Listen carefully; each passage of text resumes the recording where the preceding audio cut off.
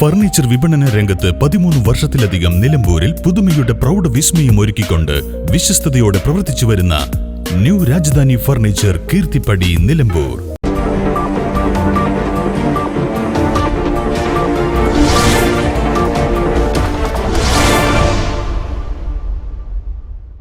നിലമ്പൂർ പാട്ടുത്സവം shopping tourism ഫെസ്റ്റിവലിന്റെ മറവിൽ നഗരസഭാ ഭരണ നേതൃത്വം അഴിമതിക്ക് കളമൊരുക്കുന്നുവെന്ന് ഭരണപക്ഷ കൗൺസിലർ എരഞ്ഞിക്കൽ ഇസ്മായിൽ.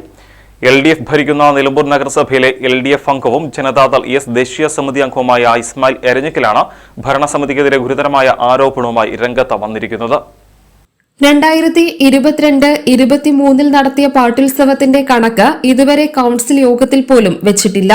ലക്ഷക്കണക്കിന് രൂപ നികുതി ഇനത്തിൽ നഗരസഭയ്ക്ക് ലഭിക്കേണ്ട നികുതി വരുമാനത്തിന് പകരം ലഭിച്ചത് 12,460 രൂപ മാത്രമാണെന്നും ഇസ്മായിൽ എരഞ്ഞിക്കൽ പറഞ്ഞു.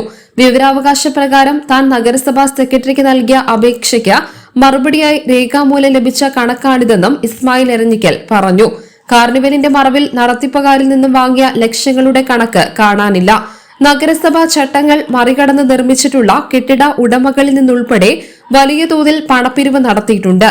സംഭാവനകൾ വലിയ തോതിൽ നൽകുന്നവർക്ക് പിന്നീട് പ്രത്യുപകാരം ചെയ്തു കൊടുക്കുന്നുണ്ടെന്നും അദ്ദേഹം ആരോപിച്ചു. ചെയർമാനും അതുപോലെ തന്നെ വികസന സ്റ്റാൻഡിംഗ് ചെയർമാനും ഇവരെല്ലാം അനധികൃതമായിട്ട് ഒരു റെസീറ്റ് പോലും മേടിക്കാതെയാണ് രാത്രിയുടെ മറവിൽ പോലും കാശ് മേടിക്കുന്നത്. എന്നിട്ട് അവർക്ക് പ്രത്യുപകാരമായി ചെയ്തു കൊടുക്കുന്ന അനധികൃതമായ കാര്യങ്ങൾ ചെയ്തു കൊടുക്കുക. അങ്ങനെയാണ് ഇവിടുത്തെ ഓരോ ബിൽഡിങ്ങുകളും ഇപ്പോഴും അനധികൃത ബിൽഡിംഗ് നിലക്കുന്നതും അതുപോലെ തന്നെ ഇവിടെ നഗരസഭയുടെ വരുമാനം താഴെത്തട്ടിലേക്ക് പോകുന്നതും. ഇത് പാവപ്പെട്ടവർ കാര്യം ചെയ്ത് പറയുമ്പോൾ നഗരസഭയിൽ ഫണ്ടില്ല. സ്വന്തം ആവശ്യത്തിന് വേണ്ടി ഒരു പാട്ടുത്സവത്തെ ഉപയോഗിച്ചുകൊണ്ട് സ്വന്തം ഫീസ വീർപ്പിക്കുന്ന ഒരു നടപടിയാണ് ഇപ്പോൾ നടന്നുകൊണ്ടിരിക്കുന്നത്. നിലമ്പൂർ നഗരസഭാ സെക്രട്ടറി, ജില്ലാ കളക്ടർ ഉൾപ്പെടെ 12ഓളം പേർക്ക് പരാതികൾ നൽകിയിട്ടുണ്ട്.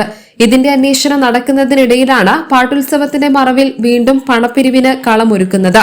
ചെയർമാൻ ഉൾപ്പെടെയുള്ളവർ രസീത് പോലും നൽകാതെയാണ് വലിയ തോതിൽ പണപ്പിരിവ് നടത്തുന്നത്.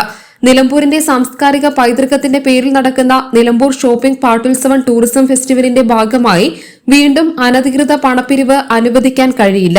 ഇതിനാൽ ഹൈക്കോടതിയെ സമീപിക്കുമെന്നും സുതാര്യമല്ലാത്ത രീതിയിൽ നടത്താൻ ലക്ഷ്യമിടുന്ന പാട്ടുത്സവം നിർത്തിവെക്കണമെന്ന് ആവശ്യപ്പെടുമെന്നും അദ്ദേഹം പറഞ്ഞു.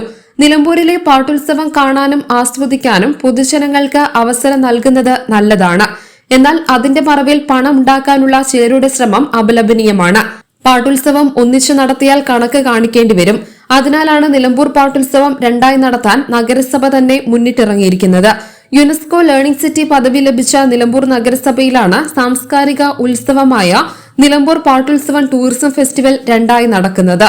ഒരു തദ്ദേശ സ്വയംഭരണ സ്ഥാപനം മുന്നിൽ നിന്ന് നടത്തുന്ന ടൂറിസം ഫെസ്റ്റിവലിലാണ് കണക്കുകൾ മറച്ചുവെക്കുന്നത് എന്നതും ഏറെ ഗൌരവത്തോടെ കാണണമെന്നും ഇസ്മായിൽ എരഞ്ഞിക്കൽ പറഞ്ഞു. മുഖ്യമന്ത്രി, വകുപ്പ് മന്ത്രി എന്നിവർക്കും പരാതി നൽകുമെന്നും അദ്ദേഹം പറഞ്ഞു. News bureau, Nilambur. നിലമ്പൂരിന്റെ ആതുര സേവന രംഗത്ത് ഡോക്ടർ കൃഷ്ണവേണിയുടെ നേതൃത്വത്തിലുള്ള പുതിയ മാനേജ്മെന്റിന്റെ കീഴിൽ അത്യാധുനിക സൗകര്യങ്ങളോടുകൂടി Devi Janani maternity and general hospital, Kaluthumkadavu, Nilambur.